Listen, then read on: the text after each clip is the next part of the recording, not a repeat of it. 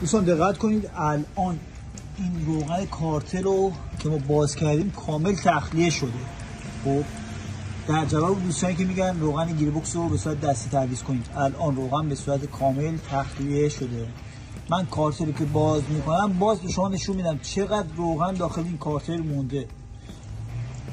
میبریدن ما کارتل رو به صورت کامل تخلیه کردیم.